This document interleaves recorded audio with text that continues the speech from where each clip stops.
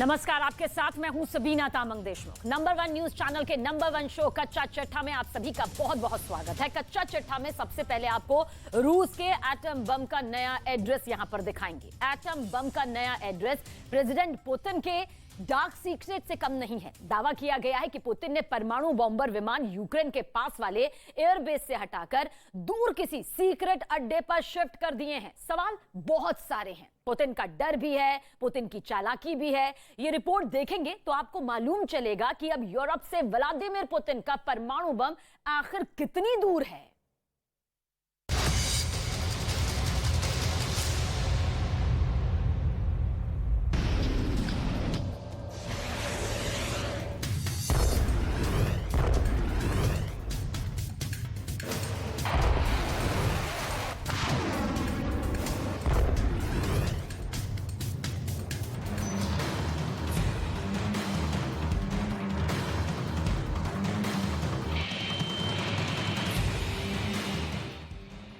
क्या मॉस्को पर हमला होने वाला है?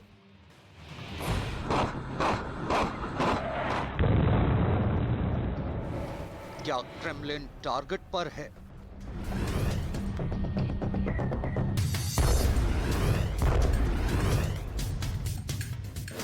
रूस के कितने सैन्य ठिकाने खतरे में हैं?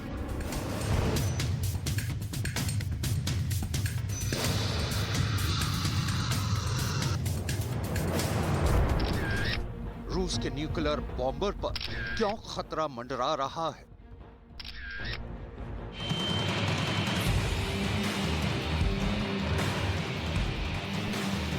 क्या रूस के परमाणु तहखानों पर ड्रोन अटैक होने वाला है?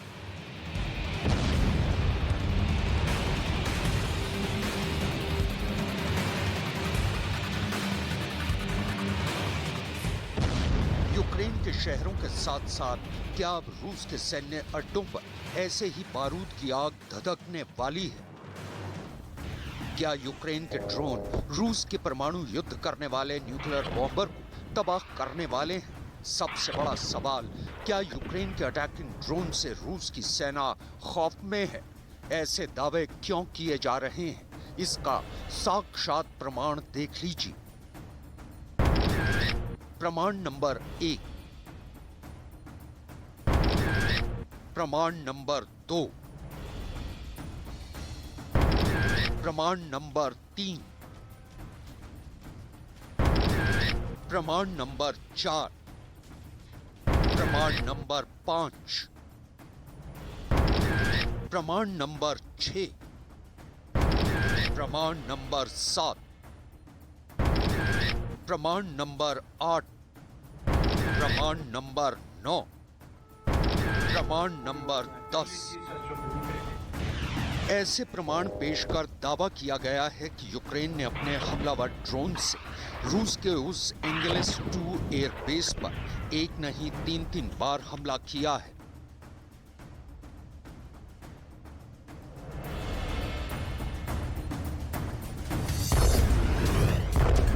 हमला नंबर 1,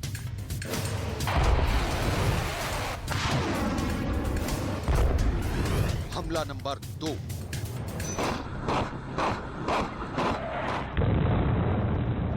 हमला नंबर 3। यूक्रेन के इन हमलों के प्रमाण के तौर पर रूस के एयर डिफेंस के सक्रिय होने के इस वीडियो को पेश किया गया है।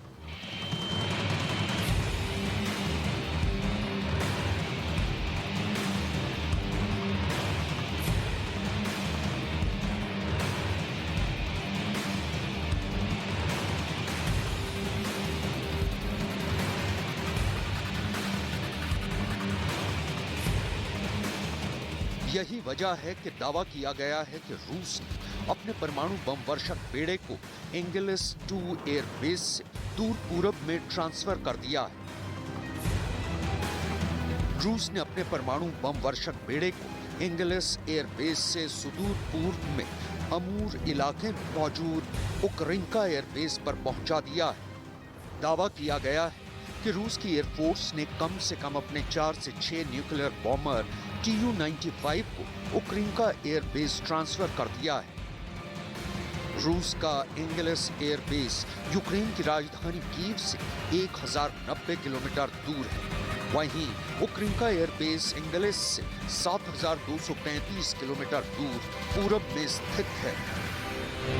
रूस की सेना ने अपने न्यूक्लियर बॉम्बर को आखिर यूक्रेन से इतनी दूर पूरब में क्यों शिफ्ट कर दिया है, इसको लेकर 4 ठोस वजह पेश की गई हैं। वजह नंबर 1, यूक्रेन की राजधानी कीव से 800 किलोमीटर दूर रूस का रयाजान मिलिट्री बेस पर हमला हुआ है। कीव से 800 किलोमीटर दूर रूस के कुर्स्क एयरफील्ड पर ड्रोन अटैक हुआ है। वजह नंबर 3, यूक्रेन की राजधानी कीव से 1090 किलोमीटर दूर रूस के सरातोव मिलिट्री बेस पर हमला हुआ है, जो रूस के लिए बहुत ही डरावना है, क्योंकि सरातोव में ही रूस का एंगेलस एयरबेस है।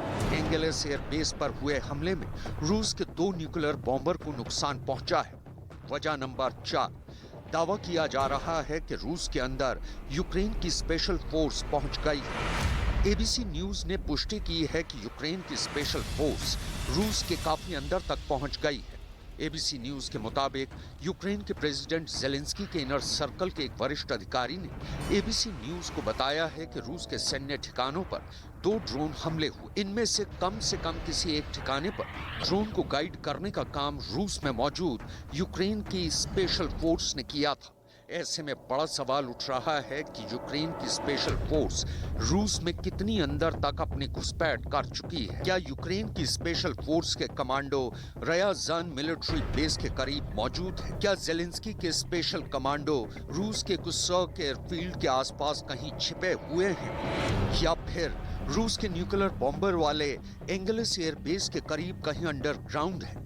अगर ऐसा सही साबित हुआ तो इससे इनकार नहीं किया जा सकता कि जेलेंस्की के स्पेशल कमांडो रूस में 800 किलोमीटर से लेकर 1100 किलोमीटर अंदर तक पहुंच गए हैं। अगर ऐसा है तो रूस पर बहुत बड़ा खतरा मंडरा रहा है। रूस में आत्मघाती हमलों की आशंका बढ़ गई। यूक्रेन की स्पेशल फोर्स को अमेरिका की सील और ब्रिटेन के एसएस कमांडो ट्रेंड कर चुके हैं। यही वजह है कि पुतिन की टेंशन बढ़ गई है। रूस की स्पेशल फोर्स स्पेत्सनाज़ अलर्ट पर है। साथ ही साथ रूस के न्यूक्लियर बॉम्बर खतरे में है। रूस या कहीं कि मॉस्को पर क्यों ड्रोन अटैक का खतरा बताया जा रहा है, इसके पीछे की वजह भी रूस के एयरबेस पर हुए हमलों को माना जा रहा है।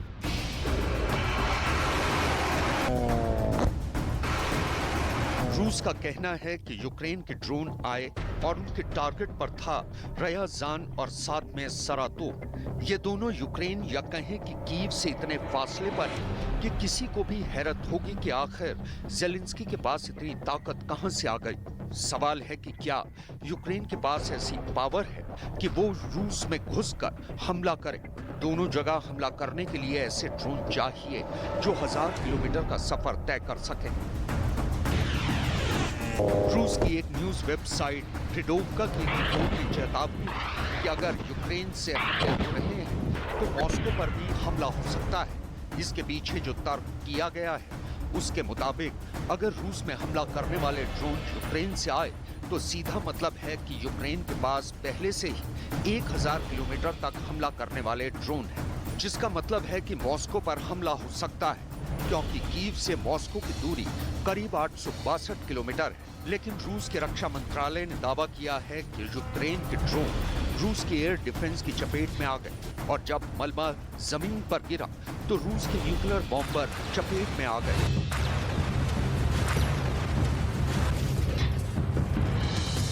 ड्रोन हमले में रूस के न्यूक्लियर बॉम्बर को कितना नुकसान पहुंचा, रूस कितना डरा है, ये रूस के एंगेलस एयरबेस की सैटेलाइट तस्वीरों से साफ हो जाता है। इस सैटेलाइट तस्वीर को देखिए, इसमें रूस के न्यूक्लियर बॉम्बर के पास फायर ट्रक खड़े हैं ताकि अगर कोई हमला होता है तो फौरन आग को बुझाया जा सके।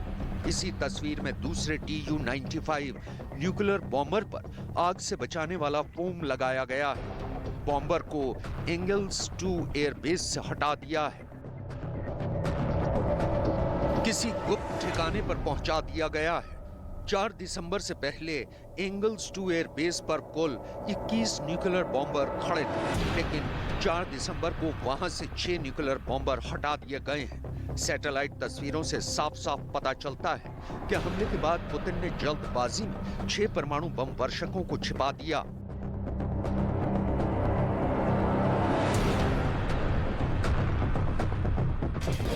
जिसे लेकर अब दावा किया जा रहा है कि रूस ने इन 6 परमाणु बम वर्षकों को एंगेलेस 2 एयरबेस से हटाकर यूक्रेन का एयरबेस पर पहुंचा दिया है।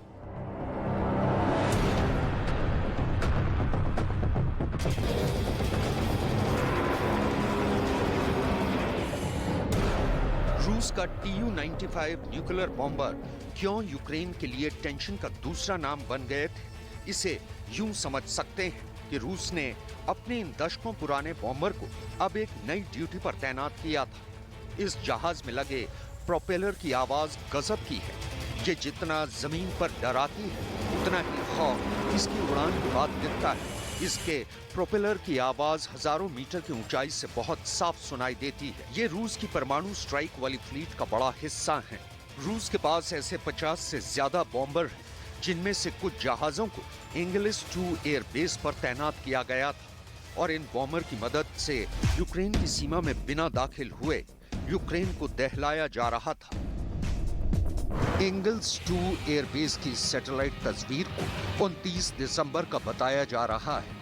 इस तस्वीर में आप साफ-साफ देख सकते हैं कि बार-बार यूक्रेन के हमलों के साथ-साथ ठंडे मौसम के चलते यहां हो रही गतिविधियों में कमी आई है। एंगल्स में बर्फबारी साफ-साफ दिख रही है, लेकिन इस तस्वीर में 5 Tu-95 साफ तौर पर डी ऑक्साइड है, यानी इन पर पड़ी बर्फ की परत को हटाया गया है। 4 Tu-95 बॉम्बर बर्फ में ढके हुए हैं। 2 Tu-160 ब्लैक जैक बम वर्षक भी बर्फ में ढके हुए दिखाई देते हैं। इस सैटेलाइट इमेज में तो नहीं दिख रहा, लेकिन यहाँ मौजूद न्यूक्लियर बॉम्बर की तादाद में कमी जरूर देखी जा सकती है, क्योंकि 4 दिसंबर से पहले एंगल्स 2 की सैटेलाइट इमेज में कुल 27 न्यूक्लियर बॉम्बर दिखाई दिए थे। जर्मनी के मशहूर न्यूज़पेपर डेर स्पीगल ने मैक्सर टेक्नोलॉजी की सैटेलाइट तस्वीरों का हवाला देते हुए एंगेलिस 2 एयरबेस पर खड़े बम वर्षकों की हाल ही में फुल डिटेलिंग की थी। 1, 2, 3, 4, 5, 6, 7, 8, 9, 10, 11, 12, 13, 14, 15, 16, 17, 18, 19, 20, 21, 22, 23, 24, 25, 26, 27। रूस ने कम से कम 27 बम वर्षक विमान यूक्रेन के काफी करीब एंगेलिस 2 एयरबेस पर खड़ा कर रखे थे। इतनी तादाद में बॉम्बर के होने का मतलब यूक्रेन के लिए बहुत बड़ा खतरा बताया गया था।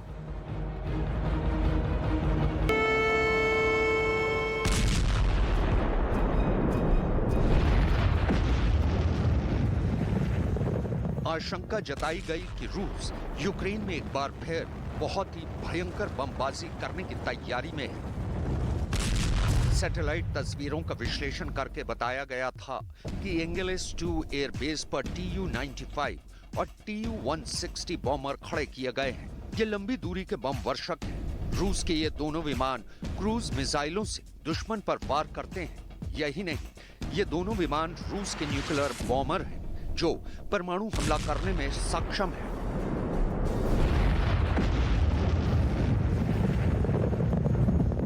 परमाणु हमला करने वाले विमानों को यूक्रेन की सीमा के काफी करीब खड़ा कर रूस बिना कुछ कहे यूक्रेन को डरा रहा था। Tu-160 की टॉप स्पीड 2220 किलोमीटर प्रति घंटा है। ये विमान 11,000 किलोग्राम के कुल वजन के साथ उड़ान भरने में सक्षम है। इसके पंखों का फैलाव 56 मीटर है। रूस की सेना में इस वक्त 17 Tu-160 स्ट्रेटेजिक बॉम्बर्स मौजूद हैं, जिन्हें अपग्रेड किया जा रहा है। इसे देखकर यूक्रेन तो यूक्रेन, अमेरिका तक डर गया था, क्योंकि एंगल्स 2 रूस का ऐसा एयरबेस है जिस पर किसी भी दुश्मन देश के लिए जवाबी कार्रवाई करना मुश्किल माना जाता था। एंगल्स 2 से यूक्रेन की राजधानी कीव की दूरी 1090 किलोमीटर है। खार्किव एंगल्स 2 से सिर्फ 750 किलोमीटर है। दक्षिणी यूक्रेन का ओडेसा एंगल्स 2 से 1250 किलोमीटर है। यानी एंगल्स 2 पर ड्रोन अटैक कर रूस को यह संदेश देने की कोशिश की गई है कि उसके एंगल्स एयरबेस पर कभी भी हमला हो सकता है, वो अभेद नहीं है। यही वजह है कि रूस को अपने न्यूक्लियर बॉम्बर पर खतरा मंडराता दिखा और उसी खतरे से बचने के लिए रूस ने अपने न्यूक्लियर बॉम्बर को एंगल्स से 7235 किलोमीटर दूर पूरब में उक्रेनिका एयरबेस पर पहुंचा दिया है, जो यूक्रेन के हमलों से फुल प्रूफ है। व्लादिमीर पुतिन का परमाणु बम चलेगा या फिर फेल होगा, ये बड़ा सवाल अब भी बरकरार है। लेकिन उनकी फौज यूक्रेन के अंदर बड़ा नुकसान झेल रही है। पुतिन ने कबूल किया है कि जेलेंस्की के एक हथियार ने उनके 1-2 नहीं 10 नहीं बल्कि 63 फौजियों की जिंदगी ले ली। ये रिपोर्ट गौर से देखेंगे तो आपको पता चलेगा कि पुतिन ने जो हिट लिस्ट बनाई है उसमें नया नाम आखिर किसका है, क्योंकि पुतिन अब माफ नहीं करेंगे। ये बात अब तय हो चुकी है।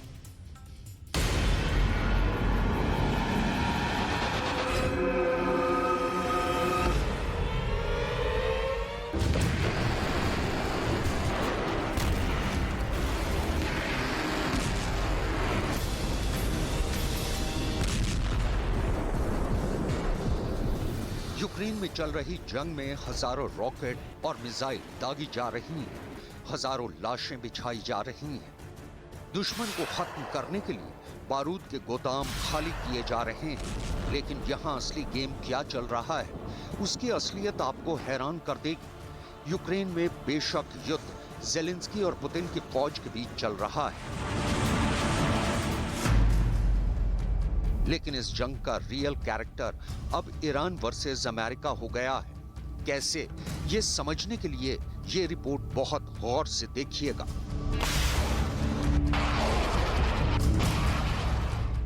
इस युद्ध में जमीन यूक्रेन की है, लेकिन हथियारों के मामले में ये लड़ाई ईरान वर्सेस अमेरिका हो चुकी है। 31 दिसंबर और 1 जनवरी को पुतिन ने दर्जनों ड्रोन से हमले करके कैपिटल कीव को दहशत में रखा, तो 2 दिसंबर को जेलेंस्की के बदले की बारी थी।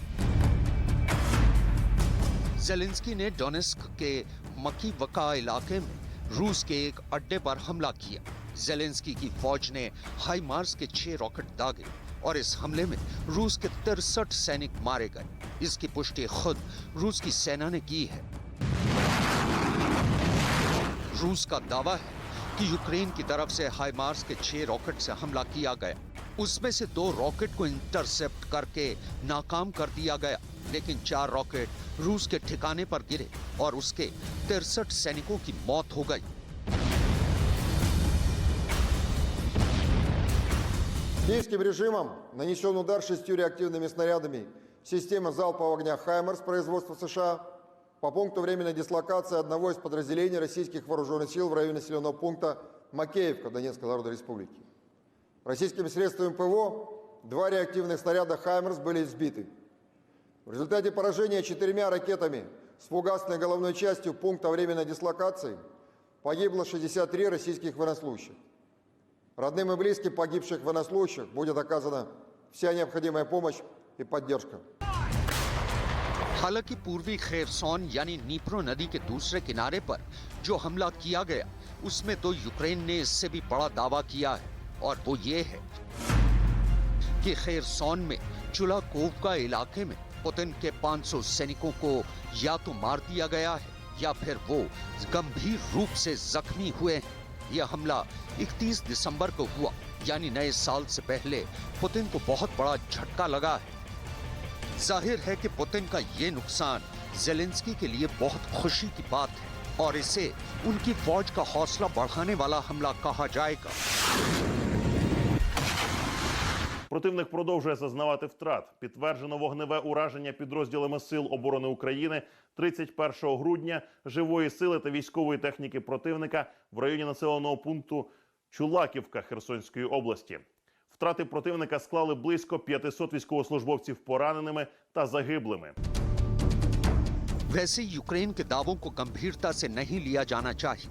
क्योंकि यूक्रेन इस वक्त रूस के नुकसान को बढ़ा चढ़ा कर पेश कर रहा है और इसमें सच्चाई से ज्यादा प्रोपेगेंडा नजर आता है। जेलेंस्की कह चुके हैं कि पुतिन अब अपने सैनिकों को मौत के मुंह में धकेल रहे हैं। जेलेंस्की ये भी कह चुके हैं कि यूक्रेन का युद्ध रूस की फौज के लिए मौत का कुआं बन गया है और पुतिन उसमें अपने हजारों सैनिकों की जान दांव पर लगाने के लिए तैयार है।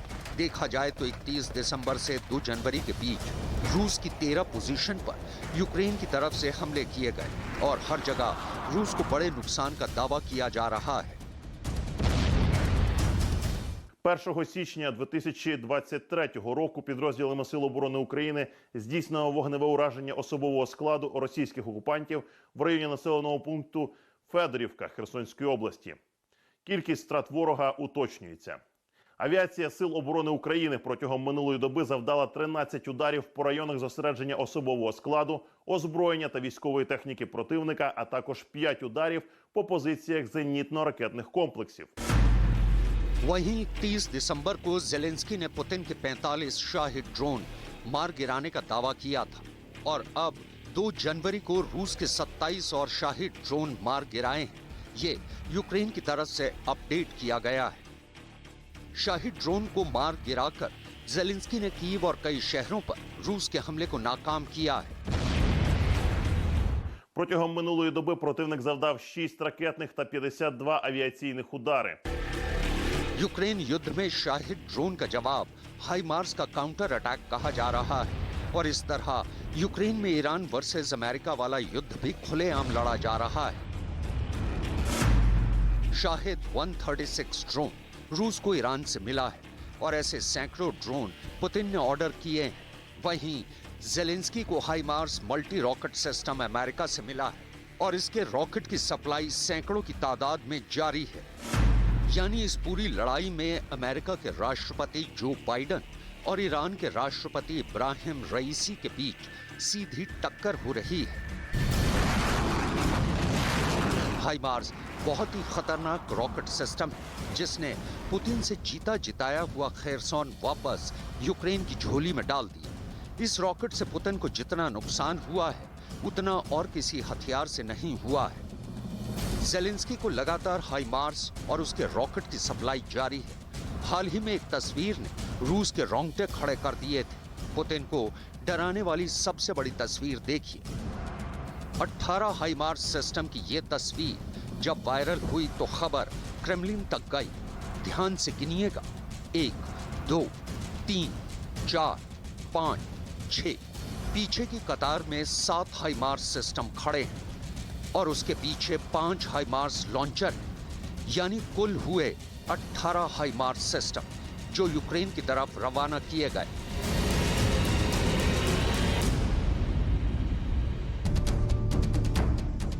अब देखिए हाइमार्स के वो नए रॉकेट जो जेलेंस्की को लगातार सप्लाई किए जा रहे हैं। ये युद्ध का वो असलहा है जिसने पुतिन को पीछे हटने को मजबूर कर दिया है।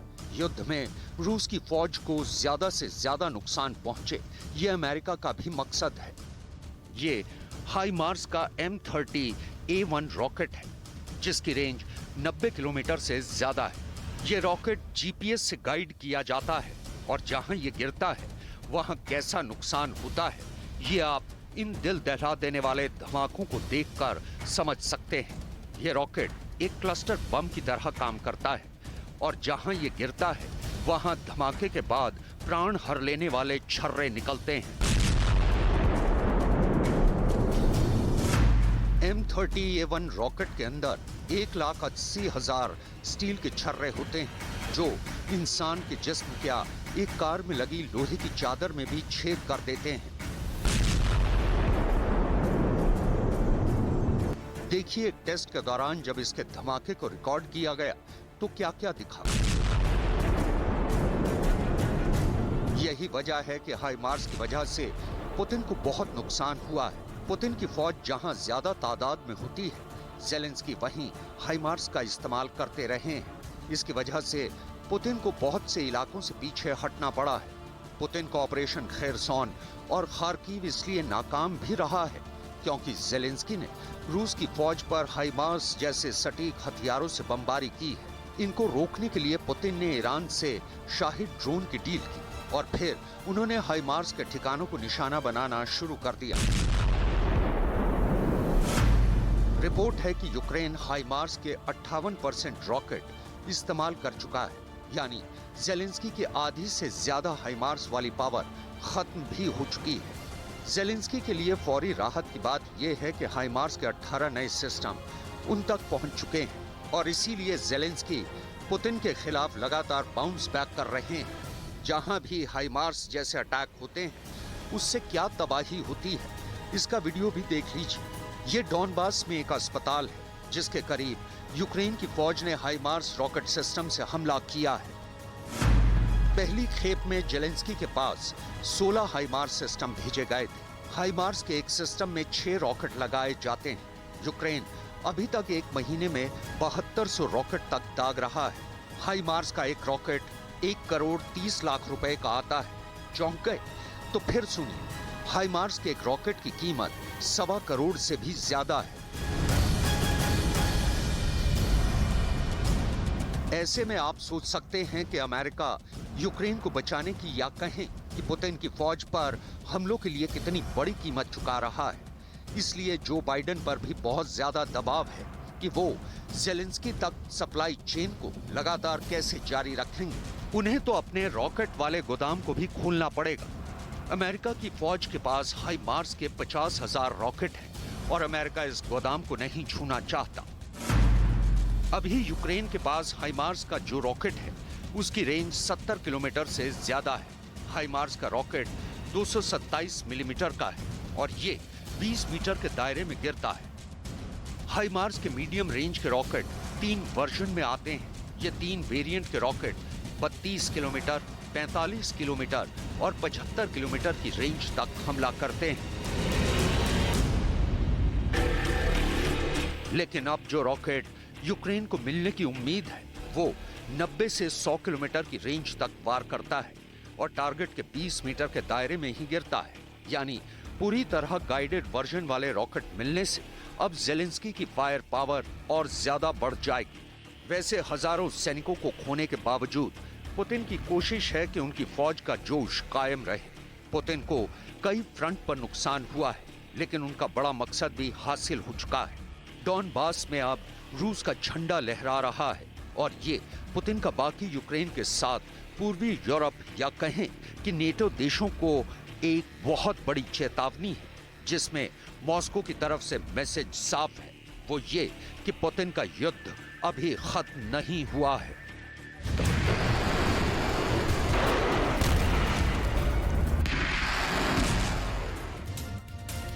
और इन सभी के बीच चीन का चुंबक वाला बम बहुत बड़ा खतरा बन चुका है। शी जिनपिंग की फौज ने इस चुंबक वाले बम को लेकर ऐसी साजिश तैयार की जिसका पहला टारगेट 3 देश बन सकते हैं।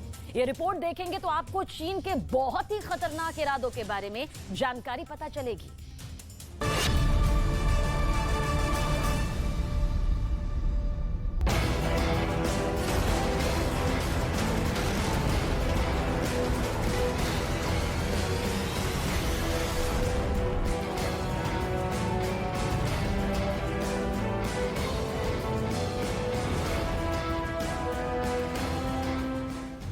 एक तरफ चीन कोरोना संकट से बेहाल है।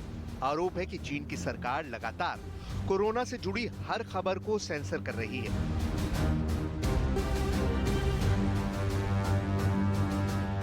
और दूसरी तरफ वो ताइवान और जापान को लेकर लगातार आक्रामक रुख अख्तियार किए हुए है। जापान के रक्षा मंत्रालय के मुताबिक प्रशांत महासागर के नीले पानी में तबाही का सैलाब उठने वाला है।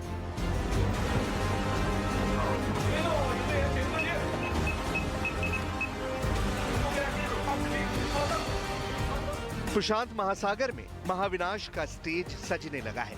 प्रशांत महासागर में महायुद्ध का वॉर थिएटर तैयार हो रहा है।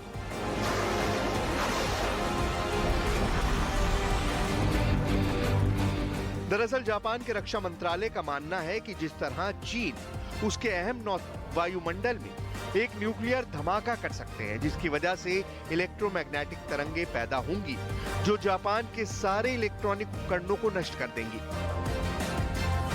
आइए अब आपको एक एनिमेशन के जरिए ये समझाने की कोशिश करते हैं कि आखिर एक ईएमपी यानी इलेक्ट्रोमैग्नेटिक पल्स अटैक कैसे और कितनी तबाही मचा सकता है। आप इस एनिमेशन में देख सकते हैं कि ईएमपी पेलोड से लैस एक मिसाइल उसके टारगेट को तबाह करने के लिए दागी जा रही है। जमीन से करीब 30 मील की ऊंचाई पर एक निर्धारित जगह पहुंचने पर इस मिसाइल में धमाका होता है। इसके बाद इसमें से गामा तरंगे निकलती हैं जो तेजी से धरती की तरफ बढ़ती हैं। जैसे ही ये धरती के करीब पहुंचती है तो करीब 1500 मील के दायरे में मौजूद पूरा इलाका अंधेरे में डूब जाता है। ये तो आपने देख लिया कि ईएमपी अटैक किसी भी देश में किस कदर तबाही मचा सकता है। आइए अब आपको ये भी बता दें कि किसी देश पर ईएमपी अटैक के बाद कितना असर पड़ सकता है। कॉम्पटन इफेक्ट थ्योरी के मुताबिक अगर ईएमपी बम को जमीन से 20 किलोमीटर या उससे ज्यादा ऊपर ब्लास्ट कराया जाए तो इसमें 3 लेयर्स में इलेक्ट्रोमैग्नेटिक पल्स निकलती हैं। ईएमपी मिसाइल में flux compressor generator electrically charge magnet को कंप्रेस करता है, जिसकी वजह से शॉक एनर्जी पैदा होती है और यही शॉक एनर्जी बेहद शक्तिशाली इलेक्ट्रोमैग्नेटिक पल्स में तब्दील हो जाती है। क्योंकि ब्लास्ट जमीन पर नहीं होता इसलिए शॉक वेव भी हवा में ही क्रिएट होती है और इसके असर का दायरा पहले के मुकाबले 5 गुना ज्यादा हो जाता है। ब्लास्ट के बाद इससे पैदा होने वाली इलेक्ट्रोमैग्नेटिक तरंगों की तीव्रता लगभग 30,000 से 50,000 वोल्ट प्रति मीटर की रफ्तार से धरती की तरफ बढ़ती है। इस दौरान गामा तरंगे वायुमंडल में मौजूद अणुओं को जलाती जाती हैं और जैसे ही ये धरती के करीब पहुंचती हैं तो टारगेट एरिया में करीब 1500 मील के दायरे में मौजूद तमाम कम्युनिकेशन नेटवर्क और इंफ्रास्ट्रक्चर नष्ट हो जाता है।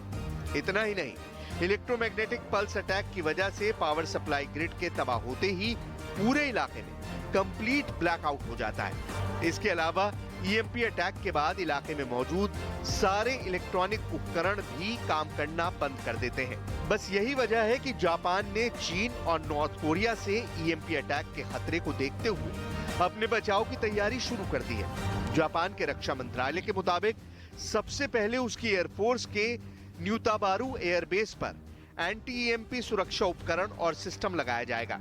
इसके अलावा ईएमपी अटैक से बचने के लिए नाहा एयरबेस, फुचू एयरबेस और चितोसे एयरबेस पर भी इसी तरह की सुरक्षा प्रणालियां लगाई जाएंगी।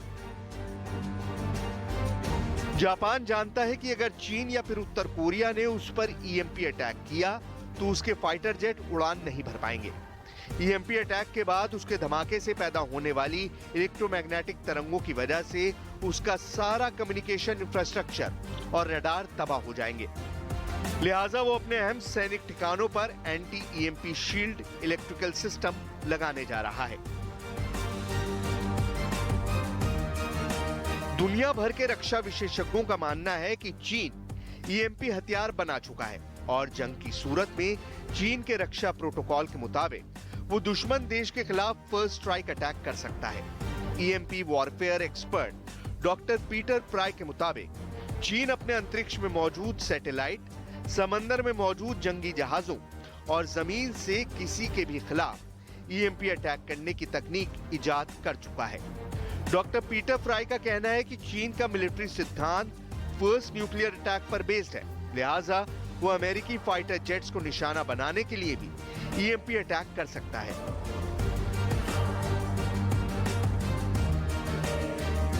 China academy of launch vehicle technology के मुताबिक चीन हाई फ्रीक्वेंसी के इलेक्ट्रोमैग्नेटिक पल्स को पैदा करने के लिए नया हाइपरसोनिक हथियार बना चुका है। इस हथियार की बदौलत किसी भी शहर की कम्युनिकेशन और पावर सप्लाई लाइन को ठप किया जा सकता है। इस मिसाइल की रेंज 3200 किलोमीटर से ज्यादा बताई जा रही है। इतना ही नहीं, चीन का दावा है कि ये मिसाइल आवाज की स्पीड से 6 गुना तेज उड़ान भरने में सक्षम है। China academy of launch vehicle technology के रिसर्चर्स के मुताबिक ये मिसाइल अंतरिक्ष में तैनात अर्ली वार्निंग सिस्टम को चकमा दे सकते हैं। दरअसल अमेरिका और रूस जैसे देश सैटेलाइट्स की मदद से पूरी दुनिया पर नजर रखते हैं। उन्हें धरती के किसी भी हिस्से से फायर की गई मिसाइल का रियल टाइम डेटा मिल जाता है। इससे वो अंदाजा लगा सकते हैं कि ये मिसाइल किस टारगेट को निशाना बनाने वाली है। लेकिन चीन का दावा है कि उसकी मिसाइल अर्ली वार्निंग सिस्टम की पकड़ में नहीं आएगी। जाहिर सी बात है कि जब चीन इस तरह के दावे करेगा तो जापान भी अपनी सुरक्षा के इंतजाम और पुख्ता करेगा। इसी कड़ी में जापान और भारत पहली बार ज्वाइंट एयर कॉम्बैट एक्सरसाइज करने जा रहे हैं। वीर गार्जियन नाम की ये एक्सरसाइज जापान में उसके हुआकुरी और इरुमा एयरबेस पर 16 जनवरी से 26 जनवरी तक चलेगी। खबर के मुताबिक इसमें भारत की तरफ से सुखोई 30 MKI फाइटर जेट, हवा में ईंधन भरने वाले IL-78 strategic lift aircraft C-17 Globemaster 3 के साथ साथ इंडियन एयरफोर्स के 1500 लड़ाके हिस्सा लेंगे। वहीं इस एक्सरसाइज में जापान की तरफ से उसकी वायुसेना के F-2 और F-15 फाइटर जेट हिस्सा लेंगे। रक्षा विशेषज्ञों का मानना है कि इस एयर वॉर ड्रिल से दोनों देशों की टेक्टिकल एयर कॉम्बैट स्किल बेहतर होगी। भारत और जापान के बीच ये पहला संयुक्त हवाई युद्ध अभ्यास होगा। दोनों देशों की आर्मी, नेवी तो संयुक्त युद्ध अभ्यास करती आई हैं। सितंबर 2022 में GIMEX यानी Japan India maritime bilateral exercise हुई थी। इसके अलावा जापान की नेवी ने मार्च 2022 में विशाखापत्तनम में हुए एक बहुराष्ट्रीय मिलन नौसैनिक अभ्यास में भी हिस्सा लिया था।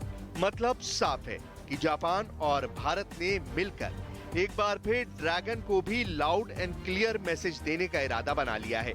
वैसे भी हिंद प्रशांत महासागर इलाके में क्वाड के ये दोनों देश यानी जापान और भारत चीन का मुकाबला करने के लिए तैयार खड़े हैं। भारत और जापान के बीच पहली एयर कॉम्बैट एक्सरसाइज चीन को एक सीधा संदेश है कि अगर उसने किसी भी तरह की कोई हिमाकत करने की कोशिश की तो उसकी खैर नहीं है। इसके अलावा जापान यह ऐलान कर चुका है कि अब वो क्रूज और हाइपरसोनिक बैलिस्टिक मिसाइल का विकास और उत्पादन बड़े पैमाने पर करेगा। जापान ने 31 अगस्त को यह ऐलान किया था कि वो चीन और रूस के खतरे को खत्म करने के मकसद से हाइपरसोनिक मिसाइल सिस्टम कार्यक्रम की शुरुआत कर रहा है। यानी जापान भी ड्रैगन की नकेल कसने की मुकम्मल तैयारी कर रहा है।